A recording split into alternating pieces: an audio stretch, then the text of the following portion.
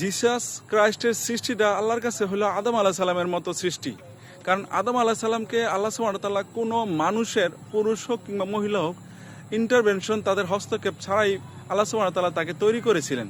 Just বলেছিলেন, সৃষ্টি করে হও, হয়ে গেছিল আদম আলাহ সালাম।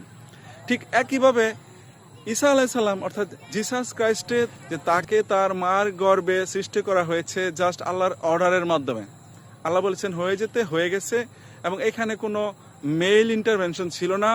এবং মারিয়াম ছিল একজন সতী নারী পৃথিবীতে। এটা সাক্ষ্য দিচ্ছে পবিত্র কোরআন 3 নম্বর সূরার 59 নম্বর আয়াত।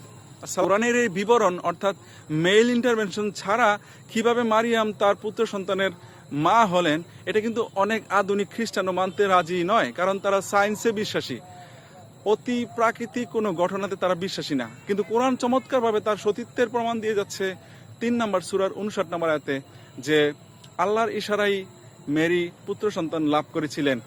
আসসালামু আলাইকুম ওয়া রাহমাতুল্লাহি ওয়া বারাকাতুহু।